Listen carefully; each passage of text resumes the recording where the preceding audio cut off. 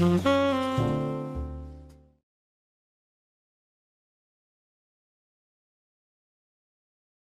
pasal 1 ayat 1-22. Pada zaman para hakim memerintah, ada kelaparan di tanah Israel. Lalu pergilah seorang dari Betlehem, Yehuda, beserta istrinya dan kedua anak laki-laki ke daerah Moab untuk menetap di sana sebagai orang asing. Nama orang itu ialah Elimelek, nama istrinya Naomi, dan nama kedua anaknya Mahlon dan Kilion. Semuanya orang-orang Efrata dari Betlehem, Yehuda, dan setelah sampai ke daerah Moab, diamlah mereka di sana. Kemudian matilah Elimelek, suami Naomi, sehingga perempuan itu tertinggal dengan kedua anaknya. Keduanya mengambil perempuan Moab, yang pertama bernama Orpa, yang kedua bernama Rut, dan mereka diam di situ kira-kira 10 tahun lamanya. Lalu matilah juga keduanya yakni Mahlon dan Kilion, sehingga perempuan itu kehilangan kedua anaknya dan suaminya. Kemudian berkemaslah ia dengan kedua menantunya, dan ia pulang dari daerah Moab, sebab di daerah Moab ia mendengar bahwa Tuhan telah memperhatikan umatnya dan memberikan makanan kepada mereka. Maka berangkatlah ia dari tempat tinggalnya itu, bersama-sama dengan kedua menantunya. Ketika mereka sedang di jalan untuk pulang ke tanah Yehuda, berkatalah Naomi kepada kedua menantunya itu, "Pergilah, pulanglah masing-masing ke rumah ibunya. Tuhan kiranya menunjukkan kasih-Nya kepadamu, seperti yang kamu tunjukkan kepada orang-orang yang telah mati itu kepadaku. Kiranya atas karunia Tuhan kamu mendapat tempat perlindungan, masing-masing di rumah suaminya." Lalu diciumlah mereka, tetapi mereka menangis dengan suara keras,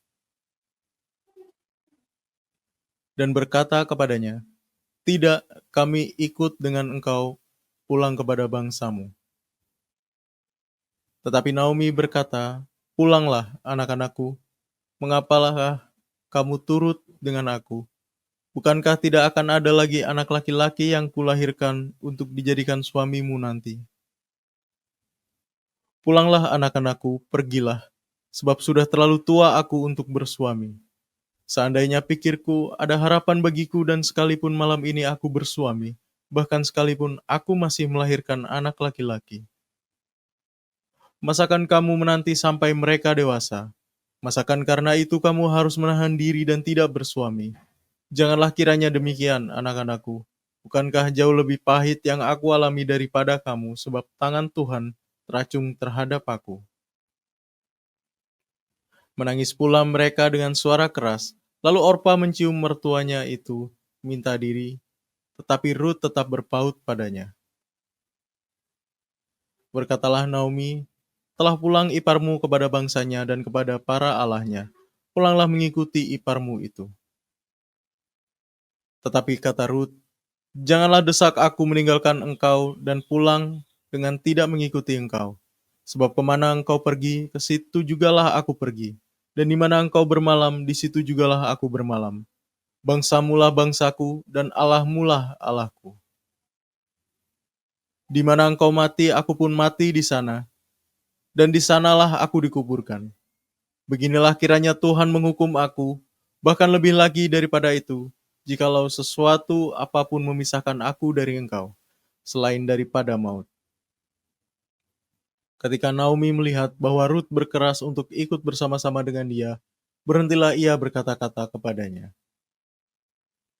Dan berjalanlah keduanya sampai mereka tiba di Betlehem. Ketika mereka masuk ke Betlehem, gemparlah seluruh kota itu karena mereka.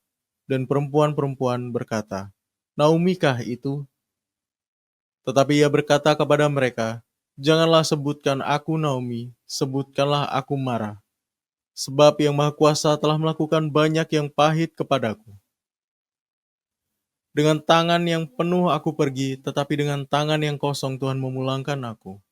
Mengapakah kamu menyebutkan aku Naomi? Karena Tuhan telah naik saksi menentang aku, dan Yang Maha Kuasa telah mendatangkan malapetaka kepadaku." Demikianlah Naomi pulang bersama-sama dengan Rut, perempuan Moab itu, menantunya, yang turut pulang dari daerah Moab, dan sampailah mereka ke Betlehem pada permulaan musim menuai jelai. Hai, shalom semua. Tuhan Yesus memberkati. Ketemu lagi di program Disciples. Kita akan lanjutkan materi kemarin tentang ditinggalkan sendiri. Ya kan? Kemarin kita mengambil 2 orang yang kita pelajari, yaitu sepasang suami istri, Elimelek dan Naomi. Nah, di sesi pertama kemarin saya mengatakan bahwa hati-hati dengan keputusan kita. Kemarin saya menjabarkan bahwa yang baik menurut kita belum tentu benar di hadapan Tuhan. Jangan-jangan ketika keputusan kita ini yang menurut kita baik, maksudnya kita menolong, maksudnya kita itu tidak mau menyusahkan orang, justru dengan cara-caranya kita ini mengantarkan kita itu pada dosa. Ya kan? Kalau yang kita pelajari dari yang tadi juga sudah dibacakan oleh Saudara Ferdi, bahwa bagaimana sih sisi ketegasan Tuhan. Kemarin kita membahas dari ayat pertama sampai ke 8 ya. Kita nanti akan melanjutkan ayat ke-9. Cuman sedikit mengulas yang kemarin saya sampaikan bahwa ini loh ternyata sisi ketegasan Tuhan gitu loh. Untuk setiap anak-anaknya. Setiap anak-anak ini tidak berlaku untuk sekumpulan. Sekumpulan anak-anak. Kalau kita ngomong wah komunitas, gereja, tidak berbicara seperti itu, tetapi pribadi demi pribadi, teman-teman. Kita dipanggil pun masing-masing.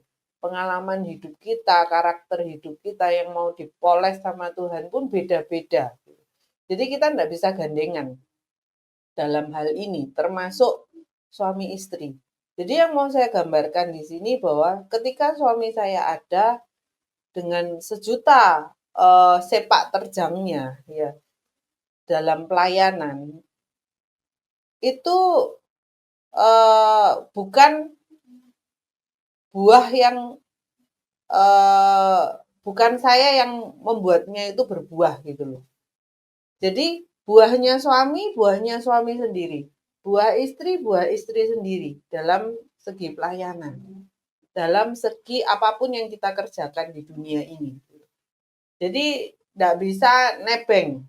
Iman tidak bisa nebeng, pengalaman tidak bisa nebeng.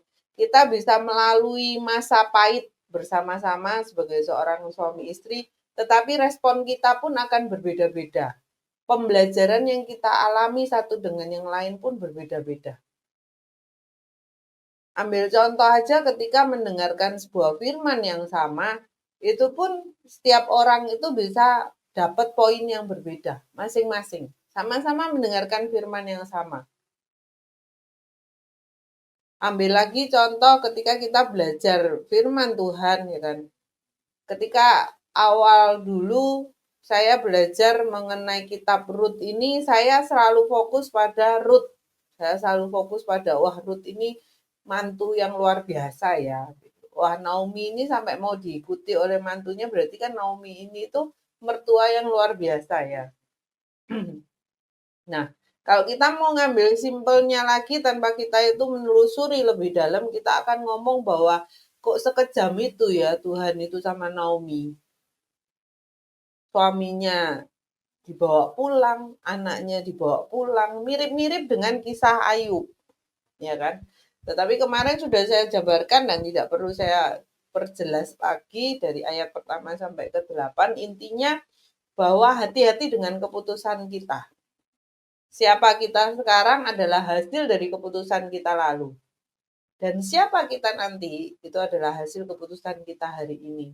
Jadi yuk teman-teman, hari ini kita merenung, sambil merenung, mendengarkan firman sambil merenung, ada enggak sih keputusan kita itu yang salah? Ada yang perlu diutak-atik lagi enggak ya keputusan ini gitu. Yang baik menurut kita itu belum tentu benar loh di hadapan Tuhan.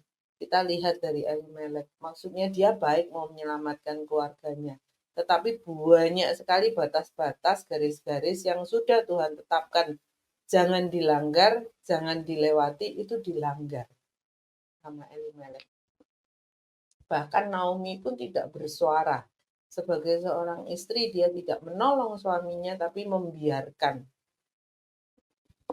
Jadi yuk sama-sama kita lanjut ke ayat ke-9, kita baca dulu di ayat yang ke-9. Kiranya atas karunia Tuhan kamu mendapat tempat perlindungan. Masing-masing di rumah suaminya, lalu diciumnyalah mereka, tetapi mereka menangis dengan suara keras. 10. Dan berkata kepadanya, tidak, kami ikut dengan engkau pulang kepada bangsamu. 11. Tetapi Naomi berkata, pulanglah anak-anakku, mengapakah kamu turut dengan aku? Bukankah tidak akan ada lagi anak laki-laki yang kulahirkan untuk jadikan suamimu nanti? Pulanglah anak-anakku, pergilah, sebab sudah terlalu tua aku untuk bersuami. Seandainya pikirku ada harapan bagiku, dan sekalipun malam ini aku bersuami, bahkan sekalipun aku masih melahirkan anak laki-laki, masakan kamu menantikan sampai mereka dewasa? Masakan karena itu kamu harus menahan diri dan tidak bersuami? Janganlah kiranya demikian, anak-anakku. Bukankah jauh lebih pahit yang aku alami daripada kamu? Sebab tangan Tuhan teracung terhadap aku. Nah, kita berhenti sampai ayat 13. Teman-teman, di sini Naomi masih berpikir bahwa menantu-menantunya itu mengharapkan sesuatu dari dirinya. Sesuatu apa? Kadang saya berpikir, pikiran liar saya, kok bisa ya Naomi itu kok sampai nariknya itu jauh sampai dia nanti bersuami lagi, punya anak, ya kan. Jadi kok terlalu jauh dia mikirnya itu sampai titik itu gitu loh. Sedangkan di sini ketika menantu-menantunya disuruh pulang ke rumah masing-masing, sudah siap-siap berpisah nih di ayat ke-9, si Naomi itu sudah nyium mereka, sudah kamu pulang ke bangsamu gitu kan. Kita berpisah gitu, kita berpisah di sini. Jadi kamu dengan kehidupanmu, lanjutkan kehidupanmu, dan aku pun dengan kehidupanku. Yang menurut Naomi ya sudah, tidak ada harapan lagi gitu loh. Mau apa lagi? Aku sebatang kara sudah tidak bisa ngasih apa-apa ke menantu-menantunya ini. Nah, buat apa kita itu kumpul sama-sama gitu loh. Kalau tidak mendapatkan apapun. Tetap fokus Naomi bahwa fokusnya adalah keuntungan. Ketika kamu berkumpul dengan satu dengan yang lain, harus ada keuntungan yang didapatkan baru kita itu bisa kumpul bersama. Inilah maksudnya, ini pengertian saya ya teman-teman.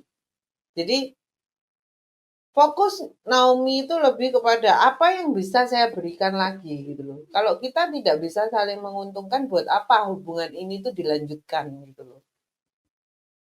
Fokusnya itu lebih ke hal itu gitu. Tapi dalam masa proses perenungannya Naomi ini, merenungi nasibnya gitu kan. Sudah suami ndak ada, anak-anak dipanggil pulang, ditinggalkan dua menantu ini. Mau apa lagi? Apa yang bisa saya kasih? Nah, dalam prosesnya ada satu kalimat yang membuat saya nyantol di hati saya adalah ketika si Naomi ini ngomong gini, di ayat ke-13, yang terakhir dia ngomong, sebab tangan Tuhan teracung terhadap aku. Teman-teman, saya diingatkan sebuah peristiwa, teman-teman. Ketika masa muda dulu, ya kan, di masa jahiliyah, ya kan, itu sedang nakal-nakalnya saya menjadi seorang saat itu sudah kerja, gitu kan, sudah kerja. Satu saat ketika kita kumpul, kita kan awal mula ada komunitas ini, tempat saya melayani itu, kita bermula dari BlackBerry. Jadi ada grup BlackBerry, kita diajarkan lawatan di sana, terus, pengajaran di sana, numplek-blek di sana semua teman-teman ini gitu loh. Nanti kalau ada yang mau pelepasan itu kadang lagi nyetir itu bisa tiba-tiba berhenti kita pelepasan gitu kan, pelepasan sendiri tuh gitu loh. Nah, ketika kita disuruh oleh hambanya untuk masuk lebih dalam, saat itu saya melihat bahwa tangan Tuhan itu teracung pada saya. Nah, akhirnya setelah selesai semuanya, saya tanya nih sama hambanya gitu kan, "Pak, saya kok tadi dapat gini ya?" Ya, intinya itu tangan Tuhan teracung itu adalah, hukuman Tuhan itu yang akan berjalan gitu loh atas kehidupan saya. Karena kan masa-masa kejayaan dan kenakalan saya itu pol-polan itu di sana gitu loh. Nah, akhirnya itu lewatlah gitu. Tapi setelah kejadian itu ndak lama kok, hanya jeda berapa minggu, bener ada suatu kejadian yang, ya ini memang hukuman gitu loh. Dari kesalahan yang saya buat, pelanggaran yang saya buat, ya kan.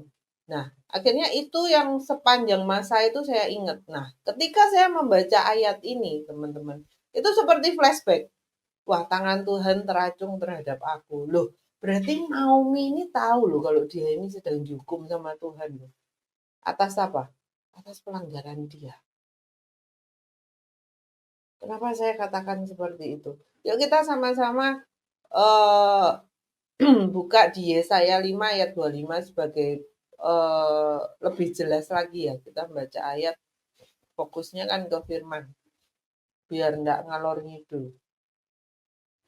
Sebab itu bangkitlah murka Tuhan terhadap umatnya, diacungkannya lah tangannya terhadap mereka dan dipukulnya mereka. Gunung-gunung akan gemetar dan mayat-mayat mereka akan seperti kotoran di tengah jalan. Sekalipun semuanya ini terjadi, murkanya belum surut dan tangannya masih teracung. Jadi kita bisa tahu bahwa ketika Tuhan itu sudah ngempet marahnya, terus mau melampiaskan itu, tangannya teracung. Ya itulah masa penghukuman Tuhan itu tiba atas kehidupan kita. Nah, ternyata Naomi itu tahu kalau dia itu menerima hukuman dari Tuhan karena ketidaktaatan mereka. Seperti yang saya katakan, ketika kita bergumul minta Tuhan, Tuhan tolong po, ini tuh salahku itu di mana gitu. Gelebak nyari keliruku itu di mana gitu. Nggak langsung otomatis terbuka biar semua. Kadang itu dikasih clue, kadang dibuka sedikit-sedikit. Tapi itu sebuah proses kita itu, pribadi demi pribadi kita itu mengenal Tuhan. Nah, inilah yang tidak dialami oleh Naomi ketika dia itu bersama dengan Elimelek. Karena semua ikut suami. Dia tidak mengambil peranan sebagai seorang istri yang menolong suami, juga merawat anak-anaknya dengan sebaik-baiknya. Pokok hidup gelinding aja gitu kan. Tidak bisa. Kamu bisa hidup itu gelinding aja ketika kamu tahu Tuhan memang saat ini, posisi ini nyuruh kamu gelinding aja. Ikuti arusnya Tuhan, bukan ikuti arusnya dunia.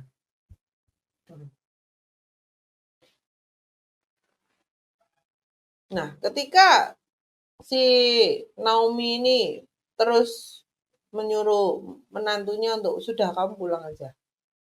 Jangan ikut aku, apalagi yang mau diharapkan.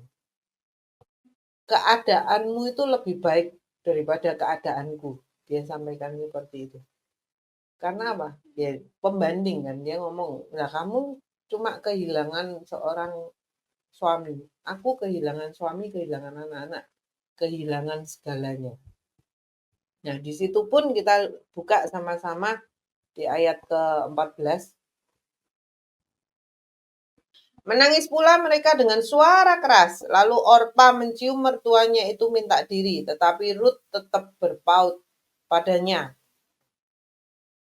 Jadi di ayat 14 ini akhirnya setelah si Naomi menjelaskan keadaan dia, ya kan. Akhirnya gugurlah si Orpa, ya kan. Orpa akhirnya mencium mertuanya itu minta diri, tetapi Ruth tetap berpaut padanya. Ayat 15.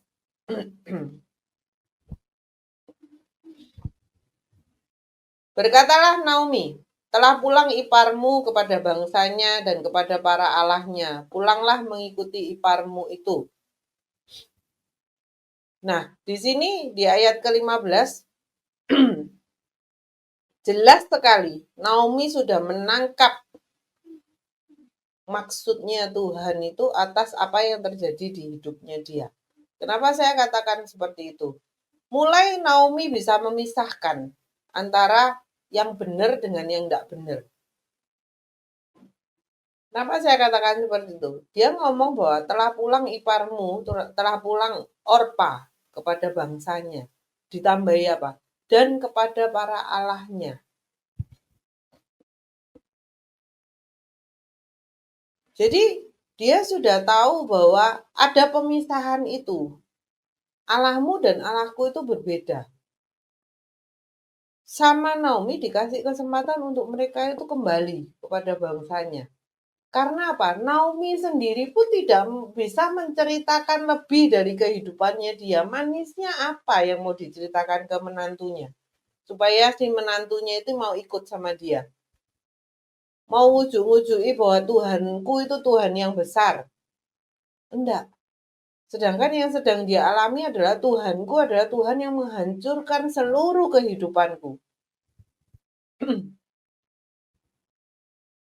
Jadi di sini pun Naomi ada di titik di mana kita pernah ya ada di titik sebenarnya Tuhan itu ada enggak sih? Tapi kalau kita disuruh tidak percaya sama Tuhan pun kita itu percaya sama Tuhan. Tuhan itu ada. Kita disuruh meninggalkan Tuhan, kita enggak mau meninggalkan Tuhan. Kita disuruh meninggalkan pelayanan, kita enggak mau, kita tetap mau pelayanan. Mau aku jatuh seperti apapun Tuhan. Pokok aku mau tetap melayani kamu. Pernah ya kita mengalami fase seperti itu. Atau saat ini kita mengalami masa seperti itu. Tapi Naomi ini di dalam hatinya sudah bisa membedakan itu. Berbeda. Sana dengan Allah-Allah dan dewa-dewanya, sedangkan yang ada di Naomi ini siapa? Allahnya bangsa Israel ini loh. Next kita lihat ayat 16. Apa jawabanku? Tetapi kata Rut, janganlah desak aku meninggalkan engkau dan pulang dengan tidak mengikuti engkau. Sebab kemana engkau pergi, ke situ jugalah aku pergi, dan di mana engkau bermalam, di situ jugalah aku bermalam. Bangsamulah bangsaku, dan Allahmulah Allahku. Next. Di mana engkau mati, aku pun mati di sana, dan di sanalah aku dikuburkan. Beginilah kiranya Tuhan menghukum aku, bahkan lebih lagi daripada itu, jikalau sesuatu apapun yang memisahkan aku dari engkau selain daripada maut. 18. Ketika Naomi melihat bahwa Ruth berkeras untuk ikut bersama-sama dengan dia, berhentilah ia berkata-kata kepadanya. Teman-teman, kita lihat sama-sama bagaimana Ruth ini di tengah keadaan Naomi yang tidak baik-baik saja. Dia itu tetap mau mengikuti Naomi. Satu, kalau kita mau secara manusia, kita mau ngambil ya. Berarti Naomi ini mertua yang baik terhadap menantunya. Kalau dia tidak baik, dengan gampang mereka itu akan meninggalkan Naomi. Yang kedua, dia tahu bahwa Allahnya Naomi itu berbeda.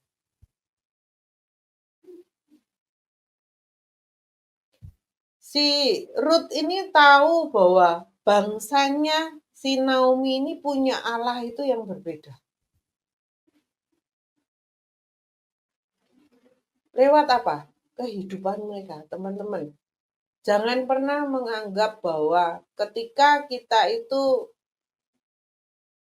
sudah melayani Tuhan, kita mengenal Tuhan jauh. Ya kan? bukan baru kenal, cerot, terus akhirnya kita meninggalkan Tuhan, enggak. Kita sudah mengikuti jatuh bangun gitu loh bersama dengan Tuhan. Otomatis ada orang, ada komunitas kita yang memandang kita bahwa wah dia itu di pelayanan luar biasa loh, dia tuh dipakai Tuhan luar biasa loh untuk khotbah, untuk nyanyi, untuk bla bla bla gitu. Ada cerita orang mengenai kita di dalam kerohanian kita lah, anggap seperti itu. Nah, satu ketika ada satu permasalahan yang membuat diri kita itu jatuh. Nah, perbedaan Orpa dengan Ruth itu ini. Orpa gampang sekali untuk meninggalkan Naomi. Walaupun awalnya tangisan Bombay ya. Tapi ini kehidupan nyata ada loh teman-teman kisah ini. Wah, menangis Bombay. Tetapi ketika disuruh nyemplung lebih dalam untuk melayani, ya, untuk tetap bersama dengan pemimpin yang keadaannya sedang tidak baik-baik saja. Mereka tidak mau kok. Mereka memilih jalan sendiri. Berbeda dengan Ruth. Dia tahu posisi Naomi tidak baik-baik saja. Tetapi Ruth tahu ada sesuatu yang berbeda dari Allahnya Naomi. Saya mempermudahnya pengertian saya itu seperti itu, teman-teman. Dalam menjabarkan cerita ini. Jadi teman-teman perlu diingat, seorang pemimpin, ini kisah nyata loh teman-teman. Naomi Ruth itu kan kisah nyata yang diceritakan di Alkitab. Nah, dan kisah yang ada di Alkitab itu pun kisah yang nyata yang kita alami. Kalau kita mau membuka mata kita lebar-lebar dan mengakuinya. Seorang pemimpin, seorang kepala, atau bahasanya apa sih, pembina rohani, mentor, pendeta, itu kan masih manusia ya teman-teman. Mereka ada pengikut kan, gitu loh. Mereka yang ditunjuk sebagai pemimpin dari komunitas gereja atau apapun, gembala ya kan.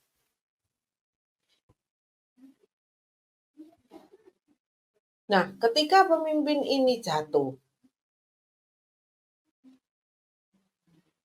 selalu ada dua pilihan dari jemaat. Tetap mau mengikuti gembala itu, pemimpin itu dengan keadaannya yang sedang ada di bawah, atau memilih untuk mengundurkan diri, tidak ikut komunitas itu. Wah, komunitas itu sesat. Karena saya pernah ada di titik itu, teman-teman. Ketika saya membina remaja, jadi koordinator youth, terus saya jatuh.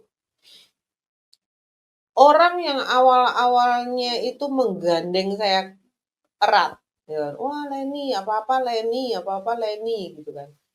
Tetapi ketika saya ada di posisi jatuh, ada di bawah, mereka pun akan berbondong-bondong meninggalkan. Yang ada itu caci maki yang keluar, kamu itu tidak pantas ada di gereja. Wah, itu kayak apa ya? Sampah itu lebih bagus dari kehidupan orang yang sedang berdosa ini loh.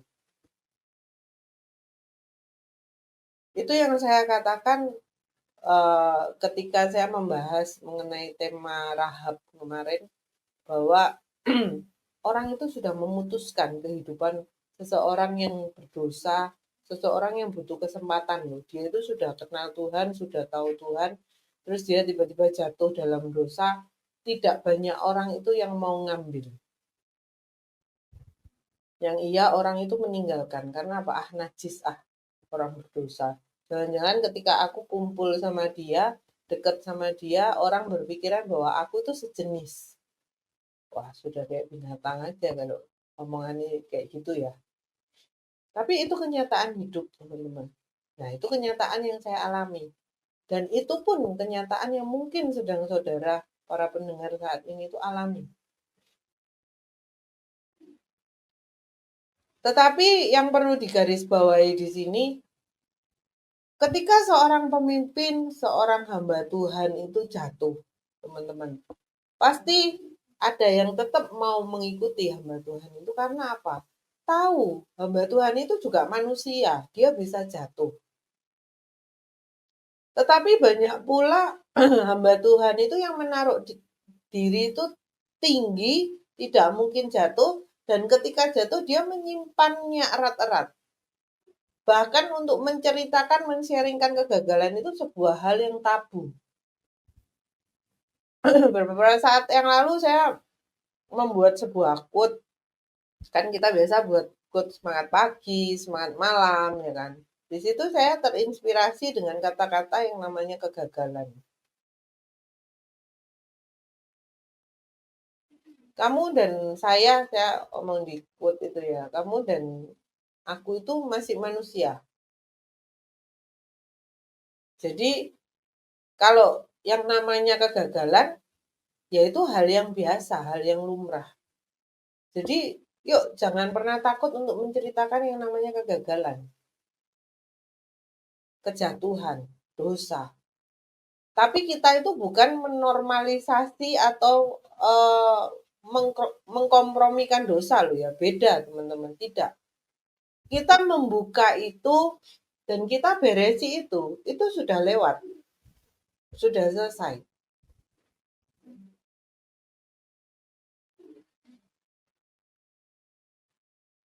Tapi tidak banyak orang itu yang bisa menerima sebuah kegagalan. Tidak banyak hamba Tuhan itu bisa membuka aib keluarganya dia. Sedangkan ketika itu kamu buka, kan sudah dibilang oleh kesaksian kita, iblis dikalahkan. Karena apa? Ketika kita membuka apa yang bobroknya kita ini loh, kita buka semua. Tidak ada satupun yang bisa mengintimidasi hidup kita kok. Karena apa? Ya kita sudah ngomong kok, kita sudah mengakui itu. Kita sudah membuat pengakuan itu. Aku itu siapa? Kalau aku ngomong, kalau mau paling kotor, paling jorok ya, jadi sampah pun masih lebih rendah dari sampah gitu. Nah, kita berani ngomong itu terhadap diri kita. Ngomong itu bukan berarti melemahkan kita, enggak. Loh, itu kehidupanku dulu. Loh, aku ini manusia biasa, tetapi aku punya Tuhan yang luar biasa. Yang membuat saya sampai titik hari ini saya itu masih berdiri di hadapan saudara semua. Masih melayani, masih ngurus ini, ngurus itu. Sedangkan saya pun tahu kelemahan diri saya sendiri itu apa. Ketika saya keluar batas, yang saya katakan Elimelek keluar dari batas pagernya Tuhan. Nah, saya tahu ketika saya keluar dari sana, wah, saya jadi makanan empuk buat si jahat. Wah, saya bisa lari lebih cepat dari yang namanya kebenaran, teman-teman. Blesetnya itu akan lebih mengerikan gitu loh. Karena saya tahu kelemahan saya itu di mana. Nah, itu kenapa pentingnya bagi komunitas, ya kan, gereja, sebuah penerimaan dengan yang namanya kesaksian mengenai kegagalan. Titik sekarang yang saya tahu beberapa kali saya masuk sharing mengenai kegagalan saya, siapa saya, itu tuh orang itu wow dengan itu semua. Karena apa? Satu kata-kata yang saya dengar, tidak banyak orang itu yang berani membuka itu. Karena apa? Malu, takut, nanti dijauhi, dan bla bla bla. Sedangkan proses kita itu masih belajar, kita itu terus disempurnakan. Kita bukan manusia yang sempurna kok. Gitu. Nah, pertanyaannya sekarang teman-teman, siapakah yang memimpin kita hari ini? Apakah kita tahu proses kehidupan beliau? Baik di masa jayanya, baik di masa susahnya.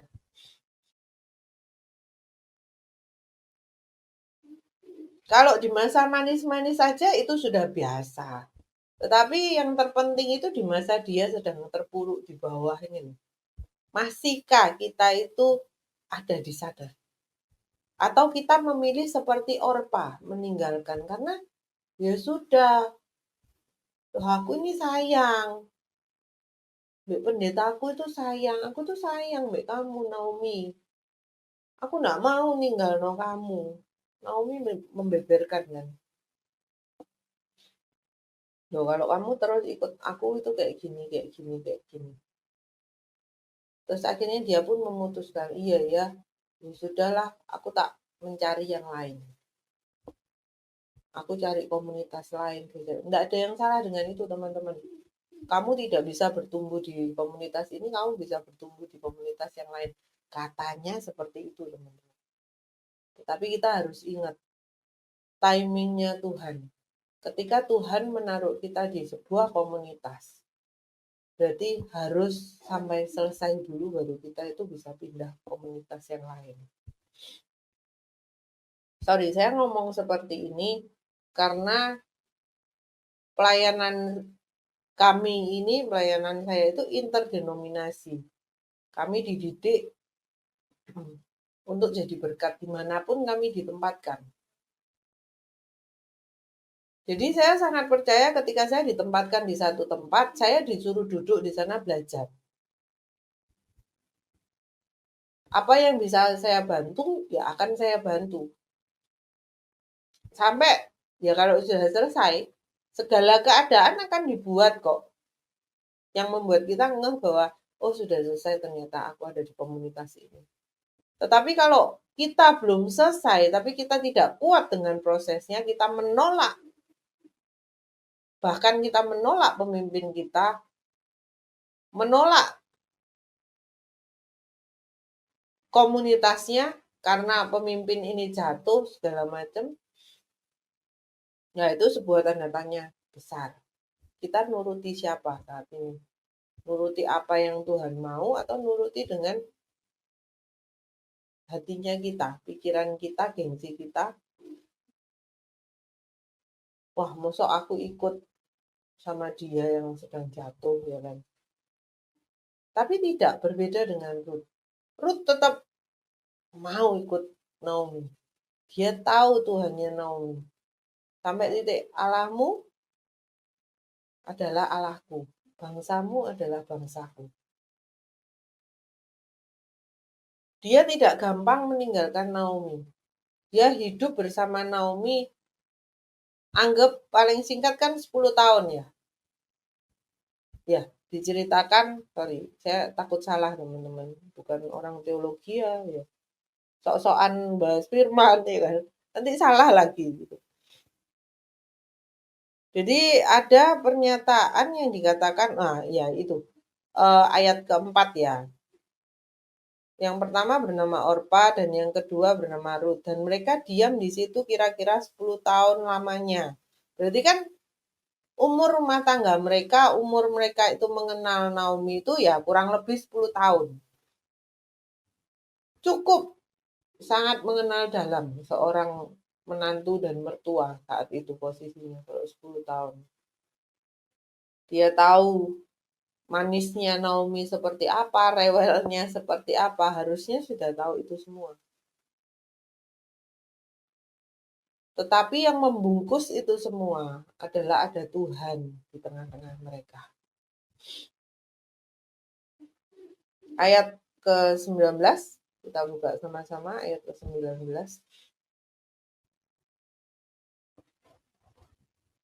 Dan berjalanlah keduanya sampai mereka tiba di Betlehem. Ketika mereka masuk ke Betlehem, gemparlah seluruh kota itu karena mereka dan perempuan-perempuan berkata, Naomikah itu? Lanjut. Tetapi ia berkata kepada mereka, janganlah sebutkan aku Naomi, sebutkanlah aku Mara, sebab yang Maha Kuasa telah melakukan banyak yang pahit kepadaku. Nah, di sini pun bentuk sebuah kata-kata yang ambigu, teman-teman. Satu sisi dia ngomong bahwa Tuhan yang Maha Kuasa Tapi satu sisi dia mengatakan bahwa telah melakukan banyak hal yang pahit terhadap hidupku. Tapi di sini dia tahu bahwa Yang Maha Kuasa telah melakukan banyak yang pahit kepadaku. Karena apa? Karena dia tahu, yang tadi saya jelaskan di awal, bahwa Tuhan itu mengacungkan tangannya atas dia. Jadi dia paham dong, mengacungkan tangan berarti Tuhan itu sedang menghukum aku. Kenapa saya dihukum? Dia pun dibuka satu persatu. Dan bayangannya dia ketika dia sedang dihukum adalah, oh saya ditinggalkan sendiri. Apa yang mau kamu harapkan dari seorang tua ini, Naomi, yang sudah tidak punya apa-apa, sudah tidak punya anak, yang dia utarakan kepada menantunya. Tetapi di sini tidak seburuk itu kok.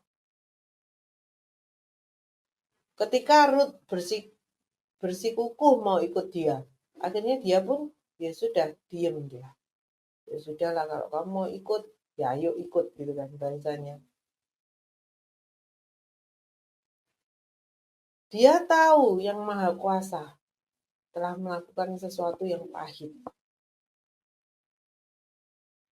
Dan dia prosesnya ini, ya dia mau enggak mau belajar menerima proses itu. Dia berdiri berhadapan muka dengan muka nih sekarang sama Tuhan. Bukan dari cerita suaminya, bukan dari cerita orang, tapi dia muka dengan muka sama Tuhan. Siapa yang mau menjalani kehidupan? Ya dia sendiri menjalani kehidupannya. Ayat 21.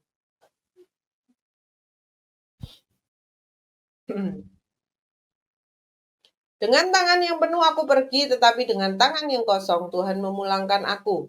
Mengapakah kamu menyebutkan aku Naomi? Karena Tuhan telah naik saksi menentang aku, dan Yang Maha Kuasa telah mendatangkan malapetaka kepadaku. Next, 22 ayat terakhir.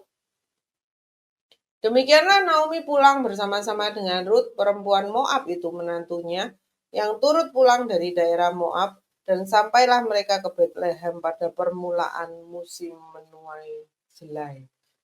Jadi satu persatu ini ketika kita mau ikut prosesnya Tuhan, Naomi itu mau ikut prosesnya Tuhan, mau enggak mau ya. Tapi kalau dia mau memberontak, mau keluar dari itu pun bisa. Dia kalau mau tetap tinggal di Moab pun dia bisa. Kenapa dia memilih untuk kembali pulang? Selama ada di Moab, di negara yang asing buat dia, daerah yang asing buat dia, awalnya dia masih punya teman dan suami, ada anak-anak. Ketika itu semua dibawa pulang sama Tuhan, dia tidak punya siapa-siapa, hanya punya 2 orang menantu. Di sini pun proses dia itu belajar bahwa ada menantu yang tetap bersama dengan dia, ada menantu yang meninggalkan dia. Bagaimana perjalanan iman seorang Naomi? Bagaimana perjalanan pengalaman pribadi seorang Naomi bersama dengan Tuhan dimunculkan lewat kehilangan seorang suami, 2 orang anak. Baru itu perjalanan rohani sesungguhnya dari seorang Naomi. Dia ngomong, dengan tangan yang penuh aku pergi. Maksudnya apa? Loh, aku pergi dengan sukacita. Walaupun keadaan lapar nih, sedang mengalami kelaparan. Saya mau pergi ke suatu negara yang asing. Tetapi aku punya suami yang bisa tak gandoli. Aku punya anak-anak yang bisa tak gandeng. Nah, itu yang dikatakan Naomi. Dengan tangan yang penuh aku pergi. Tetapi dengan tangan yang kosong, Tuhan memulangkan aku habis. Pertanyaannya, teman-teman, terlalu banyak pertanyaan jadi ini. Haruskah kita dihabisi Tuhan dulu baru kita itu sadar bahwa keputusan kita itu tidak bisa nebeng. bahwa kita itu memang satu titik dibiarkan oleh Tuhan untuk ditinggalkan seorang diri supaya apa? Iman kita terbentuk. Pengalaman pribadi kita menceritakan Tuhan itu siapa. Perbuatan kita dengan Naomi seperti ini berjalan bersama Ruth. Dia itu mau memikirkan masa depan Ruth lebih jauh lagi. Walaupun tetap ujungnya itu adalah sebuah keuntungan yang menyelamatkan kaumnya. Kan ada cerita seperti itu ketika ketemu Boas yang akan menebus.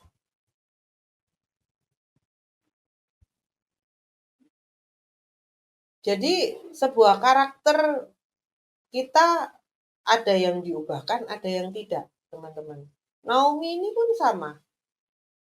Mencari untung, ya kan, mencari selamat, loh itu tetap ada. Tetapi kan caranya, prosesnya untuk mendapatkan itu akan berbeda. Antara Naomi yang dulu dengan Naomi yang sekarang. Begitu juga dengan kehidupan kita.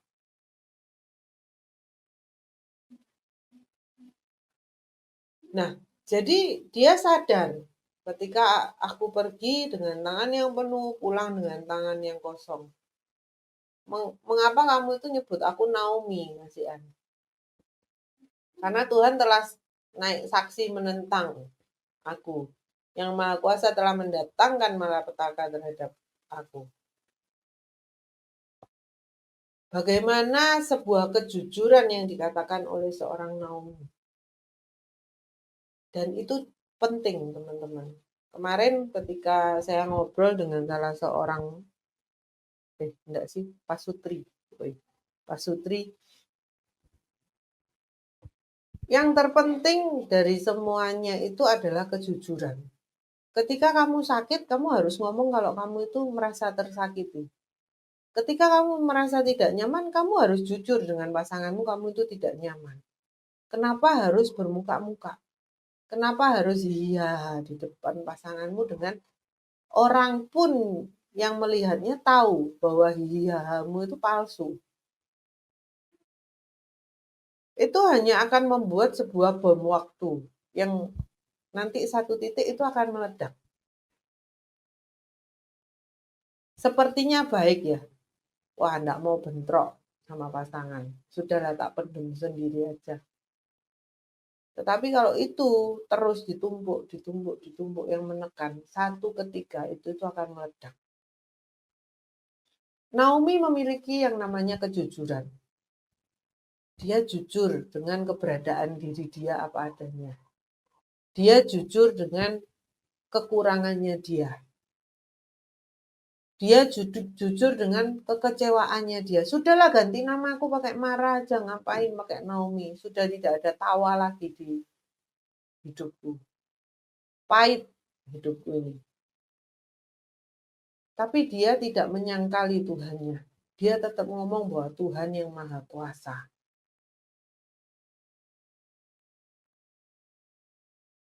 Dia dibilang kecewa, dia kecewa, teman-teman.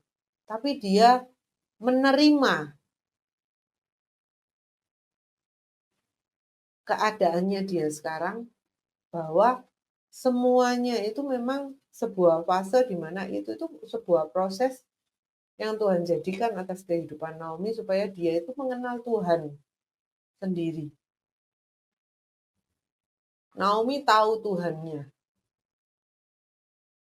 Dan dia pun bergerak untuk tetap gandeng menantunya ini yang baru kenal Tuhan. Jadi yuk teman-teman, jangan sia-siakan proses yang Tuhan adakan di dalam kehidupan kita. Mau saat kita gagal, mau saat kita berhasil. Kalau berhasil mah kita nggak usah ngomong deh. Saat kita gagal, kita terpuruk. Tetap aja kerjakan bagian kita. Jangan pernah ragukan Tuhan. Tuhan itu Tuhan yang ada, bukan dongeng. Karena saya ada di fase itu beberapa saat yang lalu. Tuhan itu ada enggak sih sebenarnya? Sampai titik saya itu meragukan Tuhan itu ada enggak.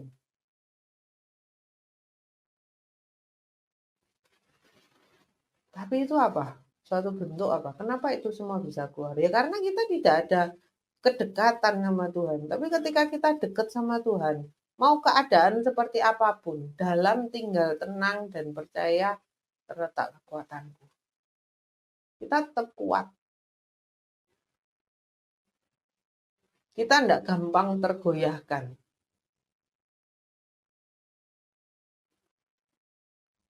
Jadi yuk teman-teman kita sama-sama belajar, sekalipun ditinggalkan seorang diri. Itu sebenarnya sebuah proses di mana Tuhan mau untuk kita itu didewasakan di dalam Tuhan. Dewasakan dalam pengenalan kita itu akan Tuhan. Semakin keren perjalanannya kita bersama dengan Tuhan. Karena apa? Pribadi. Kita dituntun secara pribadi. Sendiri gitu loh. Tuhan itu menyatakan dirinya itu ke kita itu sendiri. Ke Naomi itu sendiri ke Naomi. Kalau selama ini kan enggak. Lewat suami. Lewat suami gitu. Nah sekarang kita diberi kesempatan untuk berjalan sendiri. Doa dewi, tanya Tuhan sendiri. Nanti jatuh males doa, jatuh sendiri kan. Nanti bangkit sendiri gitu. Jadi jangan mudah terprovokasi dengan keadaan yang tidak baik atas diri kita gitu. Ketika kita jatuh ya ayo bangkit lagi gitu. Selama nafas itu masih ada teman-teman. Jangan biarkan kegagalan itu membuat kita itu tidak bisa bangkit. Gitu. Kita masih bisa bangkit. Itu saja teman-teman yang mau saya bagikan pada sesi kedua hari ini. Kita akan lanjut sesi ketiga besok. Apa yang akan dibahas, ya kita nantikan besok ya. Tuhan Yesus memberkati. Shalom.